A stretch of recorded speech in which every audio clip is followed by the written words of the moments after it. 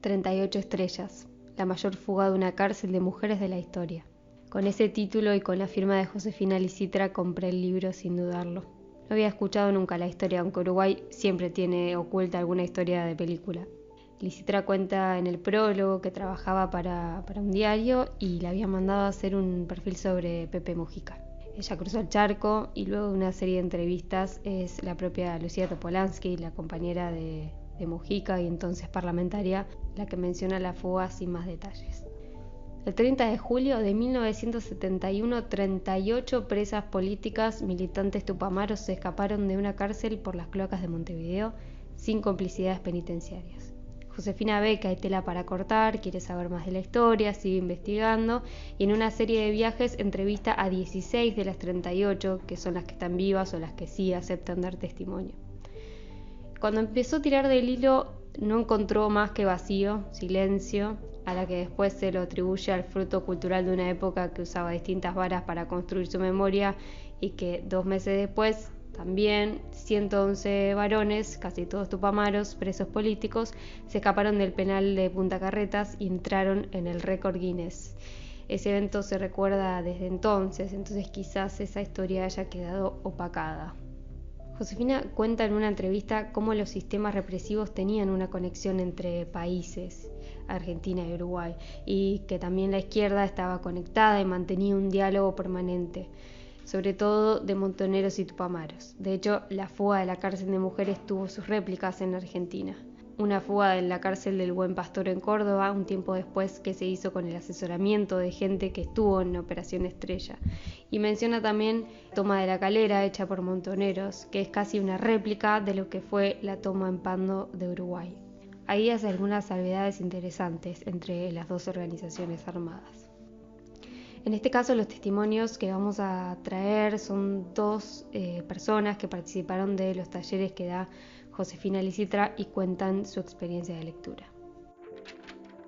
Soy Karina Niebla, periodista. Llegué a 38 estrellas de Josefina Licitra básicamente porque soy su fan. Antes de tomar el taller de crónica con ella, igual ya venía siguiéndola, tanto en medios como en libros.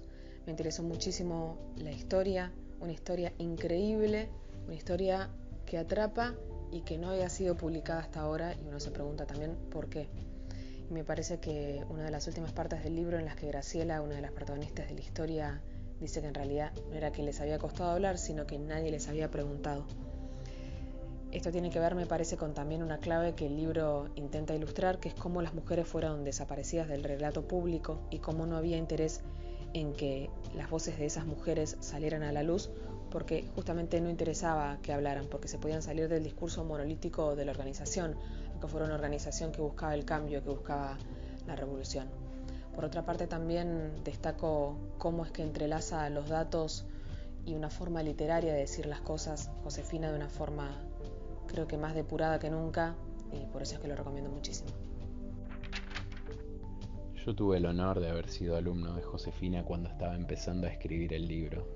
Así fue como supe de 38 estrellas. Una vez que lo leí me pareció importante conocer a los tupamaros, saber de este grupo revolucionario cuando en lo personal estaba saturado, y no lo digo de una mala manera, de información en cuanto a lo nacional, a lo argentino. Creo que es muy interesante saber qué estaba pasando a nuestro alrededor en esa época de dictaduras también. Cómo se organizaban esos grupos, de qué manera surgían, cómo masticaban la bronca de ese momento. Además, Josefina escribe con un nivel de detalle que, si bien sé que ella cruzaba el río para entrevistar gente y reconstruir la historia, tiene una calidad que parece haber sido una cámara que filmó todo hace 50 años atrás. La historia es digna de ser contada, pero el eje que toma ella, haciendo hincapié en estas mujeres jóvenes que sabían manejar explosivos y que podían organizar una fuga mientras estaban simulando coser, me parece notable. Por otro lado, una de las voces que quise incorporar, y no caprichosamente, a este mini podcast es la de Elena, que es psicóloga uruguaya que transcurrió su primera juventud durante la dictadura y da su testimonio para poner un poco en contexto lo que se vivía en ese momento del otro lado del charco. En el 68 tenía 10 años, que fue una época como de mucha participación estudiantil sobre todo, y que me acuerdo de manifestaciones, de represión, pero no sé cómo era la participación, porque yo era una niña.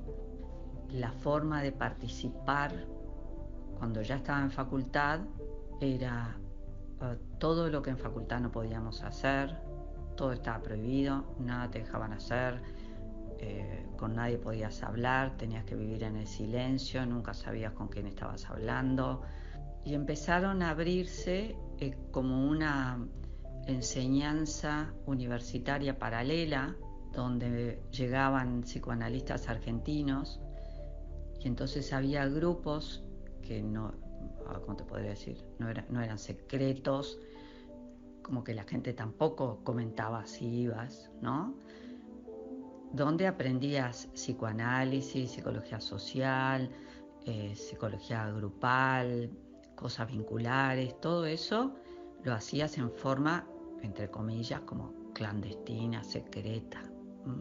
Una cosa totalmente de locos pensarlo hoy. Y después la participación a partir del no era con cosas que empezaron a ser como muy divertidas, porque tampoco había participación directa. En la cola de la panadería la gente se decía: vos no querés comprar pan hoy, no, tú no vas a ir al parque, no, como cosas como para darle a entender al otro que apoyabas el no, pero no lo podías decir directamente tampoco. Después de eso hubo como un clima diferente entre todas las personas, ¿no? A partir de ese no. Ahí empezaron como tímidamente caceroleos, encuentros, la gente se empezó a reunir. Acordate que durante toda la dictadura ni siquiera podía haber reuniones en las casas. A nosotros que nos agarró, por ejemplo, cumplir los 15 años, yo nunca fui a una fiesta de 15, fui a una, por ejemplo, cosa que mis hijos tenían fiestas todos los fines de semana durante 2 años seguro. Había muchas cosas que no se hacían. Salir a la calle, de repente mi novio salía de casa y estaba en la parada del ómnibus, había una razzia y se lo llevaban preso. Hasta el otro día estaba en la jefatura y no tenía ninguna participación política en nada. Teníamos 16 años y podía tener participación igual con esa edad, pero digo, nada, como la gente más grande, un poco más grande que nosotros, o se fue inmediatamente del país, se exiliaron, o estaban presos, o estaban muertos, y no se quedaban callados. O sea, esas eran las opciones. Todas las cosas que tenga que ver con construir memoria, me parece que es muy importante hacerlo. Cómo se ve desde todos los lugares y a través de los cuentos. Y es increíble, por ejemplo, cómo se queda como compartimentada la información de abuelos a padres a hijos, ¿no? Como todo eso no circula libremente. Es un tema, ¿no? Y como que aparece en situaciones, pero todo sin ser hablado. 4 mujeres juegan al truco sentadas sobre una alfombra. Voy, dice una. Mira a su compañera y apoya un naipe sobre la tela gastada. Envido, dice otra. Se hace un silencio breve, impuro, lleno del ruido doméstico del resto de las presas en el pabellón. Las 4 miran el lienzo donde están las cartas.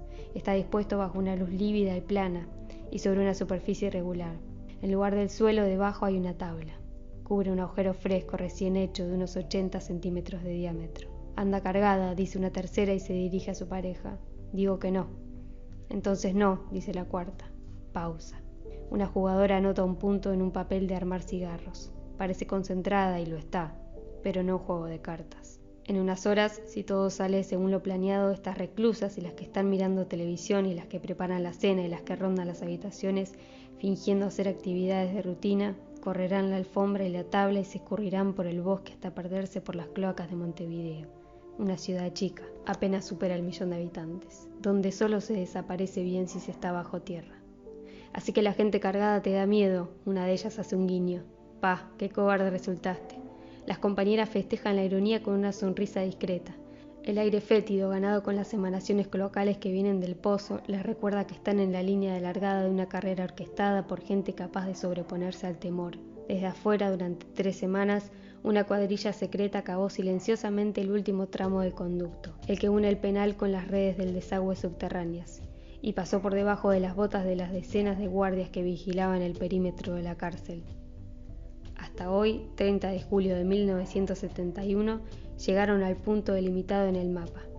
La habitación chica del área de presas políticas de Correccional de Cabildo, el lugar donde se alojan 42 militantes de izquierda, la mayoría pertenecientes al Movimiento de Liberación Nacional Tupamaros, una organización clandestina que décadas después se hará internacionalmente célebre con la llegada de José Pepe Mujica, cuadro político del Movimiento de Liberación Nacional, a la presidencia de Uruguay. Los excavadores terminaron su tarea a las 7 de la tarde y lo hicieron saber. Las reclusas escucharon 3 golpes en el suelo. La señal significaba «estamos abajo» y respondieron con 3 golpes más. Eso era «estamos arriba». De inmediato desde el túnel se hizo presión con un gato hidráulico y el piso se resquebrajó en cientos de grietas que las presas miraron en silencio. Entre los escombros asomaron las cabezas de 2 compañeros con luces de minero en la frente y el cuerpo recubierto de polvo. Se veía el destello blanco de los ojos y las dentaduras. Parecían alegres. Lo estaban. Hombres y mujeres se tomaron de las manos velozmente, una especie de abrazo, y continuaron con el plan. Ellos escurrieron por el túnel. Ellas colocaron una tabla y una manta encima y siguieron como si nada ocurriera. A ver si esto te gusta más, una interna apoya su carta. Truco. Las demás sonríen, pero siempre sonríen por esa otra cosa. A las 10 cuadras del penal, 5 tupamaros ultiman los detalles de un plan que viene tramándose desde hace ya 5 meses. Entran y salen de una casa. Confirman la nómina de autos que se llevarán a las fugadas conforme vayan saliendo del piso y pasan lista de los lugares donde serán alojadas temporariamente.